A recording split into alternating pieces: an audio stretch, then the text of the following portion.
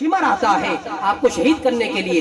آپ فرماتے ہیں میرے نانا حضور نے میرے قاتل کی نشانی بتائی تھی کہ اس کے سینے پر کوڑ کے داغ ہوں گے, وہ کتا ڈبے اور داغے والا ہوگا. محترم سینہ کھول کے دکھا تیرے سینے پر. محمد رضوان شاہ صاحب گیلانی اور امام و خطیب جامع مسجد بلال, جامع مسجد حاضہ, قاری عبدالباسط صاحب اور دیگر علماء کرام کا بہت مشکور ہوں. مختصر حاضری ہے, اب سب خوش نصیب ہیں کہ ان پاک محفلوں میں وہی آتے ہیں جو پاکوں کو منظور ہوتے ہیں. اس لیے یہ بابرکت محفل ہے. آج کا دن بہت عظمت والا, رفت والا, بلندی والا, کسی سے چھپا ڈھکا نہیں ہے. اب امام حسین کا ایک پیغام ہے کہ جب حق کے سامنے باطل آ جائے تو حق والے باطل کے ساتھ سمجھوتا نہیں کرتے. حق والے اپنا عظیم سر انور باطل کے سامنے جھکانا گوارا نہیں کرتے. ہاتھ محمدی غیر کے ہاتھ پر, یزید پلید کے ہاتھ پر نہیں رکھتے, یہاں تک کہ اپنی جانوں کا نذرانہ تو دیتے ہیں, کائنات والوں کو بتا دیتے ہیں کہ حق والوں جب کڑا وقت آ جائے جانوں کا نذرانہ تو دیا جا سکتا ہے لیکن باطل کے سامنے اپنا سر جھکایا نہیں جاتا. تلاوت کردہ آیت. آپ خوش نصیب ہیں اس پاک آستانہ پہ محفل پاک میں حاضر ہیں. اور محفل کس کی ہے؟ جس کو امام الشہداء کہتے ہیں. چرچا ہے زمانے میں تیری تسلیم و رضا کا, تجھ ہی کو زیبا ہے لقب امام الشہداء کا. آپ امام الشہداء کی محفل عظیم میں شامل ہیں. آپ کی قسمت پر فرشتے نازا ہیں, مصطفیٰ ناز فرما رہے ہیں. آقا یہ دیکھنا چاہتے ہیں کہ اس پرفتن دور میں, اس غیر گزرے دور میں کون ہے میرے نواسوں کا نام لینے والا, کون ہے میرے نواسوں کی یاد میں محفلوں کو منانے والا. ارے آپ خوش نصیب ہیں. تلاوت کردہ آیت مختصر حاضری ہے.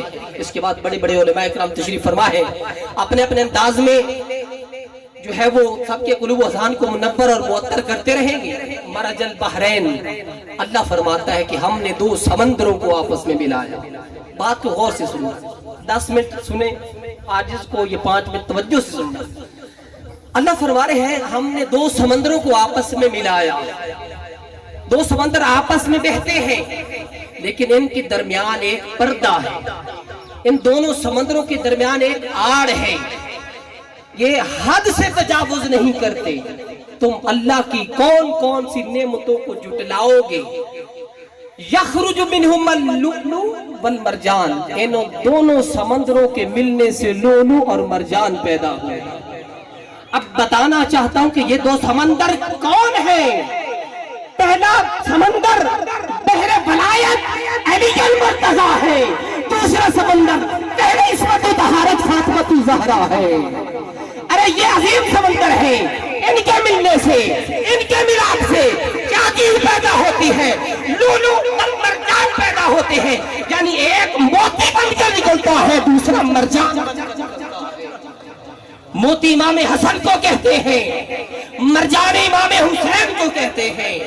ارے موتی سیپ میں ہوتا ہے, اس کی رنگت بھی سبز ہوتی ہے.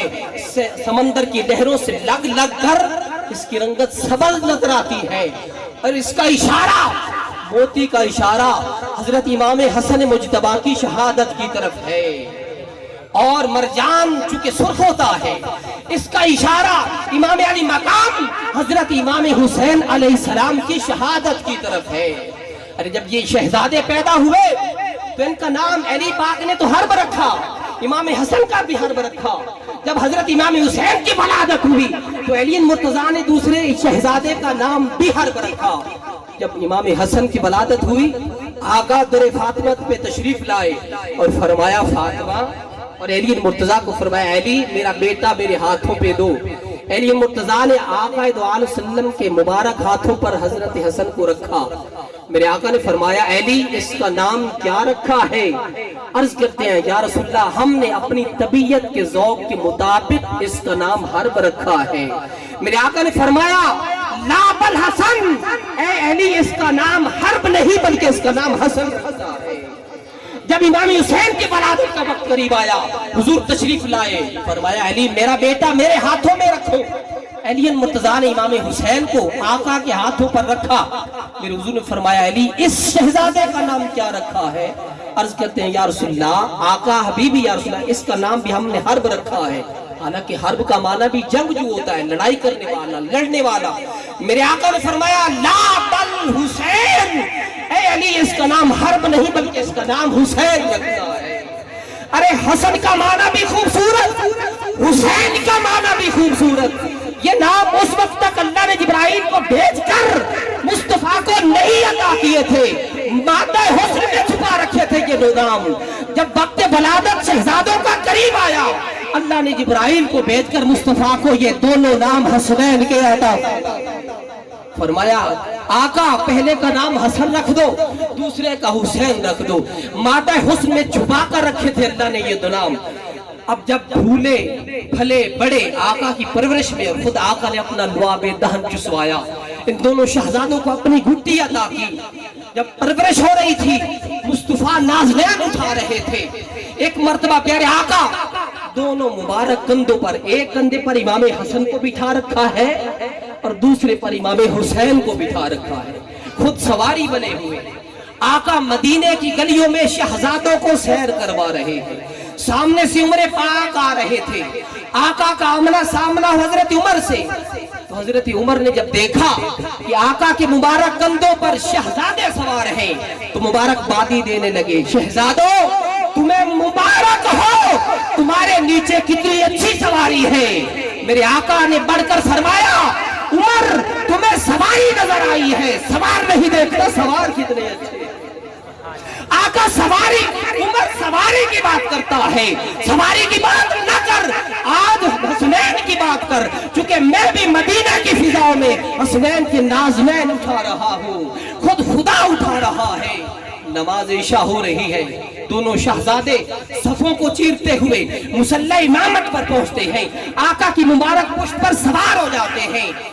آقا نے جب دیکھا کہ دونوں شہزادے میرے کندھوں پر اور میری پشت پر سوار ہو گئے، آقا نے سجدے کو لمبا کر دیا، سجدے کو طول دے دیا، تسبیحات بڑھاتے گئے، حتیٰ کہ صحابہ، بعض صحابہ کو یہ گمان گزرا کہ اتنی دیر ہو گئی سجدے میں ہے حضور۔ کسی نے گمان کیا، باقیوں نے تو اپنا سر اٹھا کر بھی دیکھا، اور کیا دیکھا، منظر کیا تھا، حسنین آقا کی پشت پر سوار تھے اور اللہ کی نماز ہو رہی تھی۔ تو میرے آقا سجدے کو بڑھا دیا، تسبیحات کو بڑھا دیا، اللہ نے جبرائیل کو بھیج کر مصطفیٰ کو وحی نازل کر دی کہ محبوب جب تک یہ دونوں نواسے، دونوں شہزادے، یہ دونوں حسنین کریمین اپنی مرضی سے نیچے نہیں اتر جاتے تو سجدے کو بڑھاتے جاؤ۔ حتیٰ کہ 71 مرتبہ میرے آقا نے تسبیح پڑھی سبحان ربی جل اعلیٰ کی، تو اپنی مرضی سے نیچے اترے اور اتر کر واپس گھر چلے گئے، اپنی امی حضور سیدہ مخدومہ کائنات کو اظہار خوشی کرتے ہوئے یہ بات سنانے لگے، امی جان آج ہم نے نانہ مصطفیٰ کی دوران نماز اور دوران حالت سجدہ پشت پاک کی سواری کی ہے۔ حضرت فاطمہ زہرا کی مبارک آنکھوں میں آنسو آ گئے اور فرمانے لگی بیٹا آج تم نے اپنے بابا حضور کو، میرے بابا کو اور تم نے اپنے نانا کو بڑی تکلیف دی ہے۔ حضرت امام حسین علیہ السلام بڑھ کر بولے امی جان ہاں یہ منظر میں دیکھ رہا ہوں، آج ہماری خاطر مصطفیٰ کریم نے، نانا مصطفیٰ نے سجدے میں 71 مرتبہ تسبیح کو ادا کیا ہے۔ کل وقت آنے والا ہے، ارض عراق کی سرزمین میدان کربلا ہوگا، میدان نینوا ہوگا، اس میدان میں تمہارا بیٹا حسین ایک ایک کر کے 72 دنوں کا اپنے اللہ کے حضور ایک ایک کر نذرانہ پیش کر دے۔ ارے وہ وقت آ گیا، بات کو اختصار کے ساتھ عرض کرتا ہوں۔ جب بعض روایات میں آتا ہے کہ یکم محرم کو وہاں پہنچے میدان کربلا میں، اور دوسری روایات دو کی بھی ملتی ہے۔ جب پہنچے تو وہاں سے پوچھا لوگوں سے یہ کون سا میدان ہے، لوگوں نے بتایا حضور اس کا نام نینوا ہے، اور عرف عام اس کو کربلا بھی کہتے ہیں۔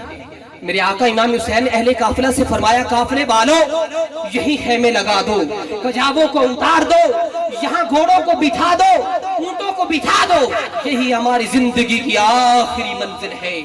2 का दिन गुजरा, 3 का, 4 का, 5 का, 6 का, जब 7वें का दिन आया, यजीदियों ने इमाम हुसैन अलैहिस्सलाम पर पानी को बंद कर दिया। अब हर चीज पानी पी रही है नहर फुरात से, अगर पानी बंद है तो अहले नबूवत अफराद पर पानी बंद है। वजह क्या थी? ये अल्लाह की रजा थी। अब नामी का दिन आया, मेरे इमाम ने अपने भाई हजरत अब्बास को भेजा, अब्बास भाई जाओ और जाकर नहर फुरात से पानी लेकर आओ, क्योंकि कल जंग का दिन है, पीने के लिए, बच्चों के लिए, वुजू के लिए पानी की जरूरत होगी। हजरत गाजी अब्बास जब 50-60 जवानों को भी साथ भेजा, जब ये नहर फुरात पर पहुंचे तो यजीदियों ने नहर फुरात का किनारा छोड़ दिया और आप मशक भरकर आ रहे थे। यजीदियों ने सोचा अगर ये पानी चला गया ना अहले बैत नबूवत के खेमों में तो हमारा कोई मुकाबला, हम इनका मुकाबला नहीं कर सकेंगे। आखिर थोड़ी से पानी लेने में कामयाब हो गए, शदीद जख्मी हुए, घोड़ा भी जख्मी हो गया। उमर बिन साद इसने सोचा और यजीदियों से कहा कि इमाम हुसैन से कहते हैं कि जंग का आगाज अभी शुरू करते हैं। ये यजीदी काफिला इमाम हुसैन के पास आया और उन्होंने कहा कि इमाम जंग का आगाज अभी शुरू करते हैं। नामी का दिन था। मेरे इमाम ने फरमाया यजीदियों, कूफियों, जब जंग का फैसला हो ही चुका है, कल का दिन जंग का दिन होगा, तो एक रात हमें मोहलत दे दो, हम जी भर कर अल्लाह की हुजूर इबादत कर लें। मोहलत मिल गई। इमाम हुसैन ने उस रात तमाम अहले काफिला को, जानिसार सहाबा को, अपने अहले बैत नबूवत के अफराद के लोगों को जमा फरमाया और तसल्ली लेने के लिए पूछ रहे थे, लोगों मैं समझ रहा हूं कि कल मैंने इसी मैदान में जामे शहादत नोश करनी है, लेकिन मैं तुम्हें अपनी खातिर झोंकना और मरवाना नहीं चाहता। जो जाना चाहता है चला जाए, मैं उसकी गवाही दूंगा, हुजूर नाना से सिफारिश भी करूंगा। लेकिन तमाम ने थर थराते लबों के साथ जवाब दिया, इमाम हम आपको तन्हा मैदान करबला में छोड़कर नहीं जा सकते, सबसे पहले हमारे लाशें आपके कदमों पर गिरेंगे, फिर आपकी बारी आएगी। जब 10वीं का दिन आया, अली अकबर को कहा कि आज सुबह की अजान पढ़ो। अली अकबर ने 10वीं की सुबह की अजान पढ़ी और अजान की आवाज को मदीना में सैयदाए सुगरा ने सुना, अपना मलाइका ने आवाज को पहुंचा दिया था। अब अरब का दस्तूर है, एक के बाद दिगरे, एक के बाद दूसरा जाता है, जंग करता है। जब असहाबे हुसैन सब शहीद हो गए, अब इमाम अली मकाम ने चाहा कि इस जंग का आगाज मैं करता हूँ, तो कड़ियल अली अकबर जवान निकल आता है, अर्ज करते हुजूर जवान बेटे के होते हुए आपको ऐसी तकलीफ की जरूरत नहीं। तैयारी कर दी और तैयारी करवा दी, जंग में चले गए। जब अली अकबर लड़ते रहे, यजीदियों को वासिले जहन्नम करते रहे, काफी देर तक लड़ते रहे। आपको प्यास लगी तो प्यास बुझाने की खातिर खेमों की तरफ आए, अब्बा हुजूर से पानी मांगा। इमाम हुसैन अलैहिस्सलाम ने फरमाया, अली अकबर बेटा आज पानी तो मुयस्सर नहीं, मेरी जुबान को चूस ले, लगता है आज के दिन की खातिर मेरे आका इमाम अल-अंबिया ने, मेरे नाना ने मुझे जुबान चुसवाई थी, ये वक्त बाद में आएगा। हुसैन के बेटे को अली अकबर को प्यास लगेगी, ए हुसैन अली अकबर को अपनी जुबान चुसा देना। मेरे आका की जुबान पर हजरत अली अकबर ने जुबान रखी और अर्ज करते हुजूर मेरी जुबान से ज्यादा आपकी जुबान खुश्क है। ताजा दम होकर फिर चले गए, यजीदियों को वासिल जहन्नुम किया। एक शिमर ने नेजा मारा जो कि आपके सीने अक़दस में पेवस्त हो गया, तो आप बेसाख्ता बोल उठे, या अबा तादरकनी, ऐ अब्बा जान मुझे आकर थाम लीजिए। इमाम अली मकाम ने घोड़ा दौड़ाकर पहुंचे, क्या देखा कि बेटा हसरत भरी निगाहों से तक रहा है। और अली अकबर कह रहे थे, अब्बा हुजूर शिमर ने ये नेजा तोड़ दिया है सीने में और जाते जाते कहकर जा रहा था, आज हुसैन का सबर देखते हैं, ये फल सीने से नेजे का कैसे निकालता है। मेरे इमाम ने फरमाया, जब अकबर को लेने गए थे, आपकी उम्र मुबारक इब्न असाकिर लिखते हैं 56 बस और 5 बार 5 दिन की थी, सेहत मुबारक अच्छी थी, कोई बाल सफेद न था। जब अली अकबर को गोद में लिया, वो फल खींचा, फल तो निकल गया, लेकिन उस फल के साथ खून का फवारा भी निकला और खून के फवारे के निकलने के साथ अली अकबर की रूह कफ़स उनसरी से परवाज कर गई। ये सदमा हुसैन से देखा न गया। लाशा अली अकबर का कड़ियल जवान का सीने अक़दस से लगाकर खेमों की तरफ आ रहे थे। راوی لکھتے ہیں کتنے کڑیل جوان تھے کہ پاؤں علی اکبر کے گھسیٹتے ہوئے زمین سے آ رہے تھے۔ اس کے بعد قاسم بن حسن بھی شہید ہو گئے، اہل اسود کو ہاتھوں میں لیا تو ہرمل کا تیر آیا، ان کی بھی شہادت ہو گئی، اور محمد بھی شہید ہو گئے، حضرت عبداللہ بھی شہید ہو گئے۔ جب سب شہید ہو گئے اب امام علی مقام کی باری آئی۔ جمعہ کا دن تھا، میرے امام کو ان لوگوں نے اتنی مہلت نہیں دی کہ ان کو نماز تو پڑھ لینے دیں، لیکن نہیں، انہوں نے موقع غنیمت جانا۔ بالآخر میرے امام نہر فرات پر جاتے ہیں اس خیال سے کہ تازہ وضو کر لوں۔ سارا دن لڑتے لڑتے گزر گیا، ہاتھ خون آلود تھے، جسم خون آلود تھا، تو پانی کو چلو میں لیا اور پانی بھی خون آلود ہو گیا، پانی کو واپس نہر فرات میں ڈال دیا اور عرش اولیٰ کی طرف چہرہ انور کر کے مسکرا دیا۔ عرض کر رہے تھے باری تعالیٰ اگر یہ سب کچھ لے کر راضی ہے تو حسین سب کچھ دے کر راضی ہے۔ تو سب ہتھیار رکھ دیے اور کوفیوں سے فرمایا کہ 2 منٹ کے لیے رک جاؤ، میں نے اللہ کی حضور سجدہ ادا کرنا ہے۔ ایک شمر آتا ہے آپ کو شہید کرنے کے لیے، آپ فرماتے ہیں میرے نانا حضور نے میرے قاتل کی نشانی بتائی تھی کہ اس کے سینے پر کوڑ کے داغ ہوں گے، وہ کتا ڈبے اور داغے والا ہوگا۔ سینہ کھول کے دکھا، تیرے سینے پر برس کے داغ ہے؟ نہیں تھے، واپس بھیج دیا۔ فرمایا جس کے مقدر میں یہ لعنت لکھی ہے وہ وقت پر آ جائے گا۔ وقت نماز امام کا قریب آیا، آپ نے نماز کے لیے نیت باندھی اور حالت سجدہ میں تھے، وہ شمر آیا، اس نے گردن پر تلوار چلائی اور امام کو سر دھڑ سے جدا کر دیا۔ اب امام علی مقام کی روح پاک اللہ کے حضور جا ملی۔ اب خدا فرما رہا تھا یا ایتھا النفس المطمئنہ، اے اطمینان پانے والے نفس، ارجعی، آجا الی ربک راضیۃ مرضیہ، اس حالت میں لوٹا کہ رب ہو کر میں تجھ پر راضی ہوں، اے امام تو مجھ پر راضی ہے۔ مقام رضا کی منزلیں طے کر گئے۔ اب کچھ ضیان فلک بھی انتظار میں تھے، اب سیدہ کائنات انتظار میں تھیں، علی مرتضیٰ انتظار کر رہے تھے اور فرما رہے تھے اے حسین تو نے آج میرے خون کی لاج رکھ لی ہے۔ فاطمہ الزہرا فرما رہی تھی اے میرے لخت جگر آج تو نے میرے دودھ کی لاج رکھ لی ہے۔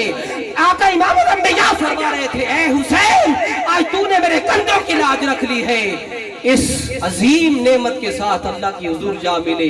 ارے امام حسین کی شہادت وہ شہادت ہے جس کو خواجہ جبیری فرماتے ہیں شاست حسین، بادشاست حسین، دین است حسین، دین پناست حسین، سرداد نہ دادست در دست یزید، حقا کے بنا لا الہ است حسین۔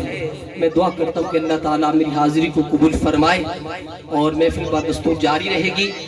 شاہ صاحب کی بڑی کاوش ہے، اللہ تعالیٰ ان کی کاوش کو قبول فرمائے اور تمام کا آنا اس عظیم الشان محفل میں شرکت کرنا درجہ قبولیت عطا فرمائے، آمین۔ وآخر دعوانا ان الحمد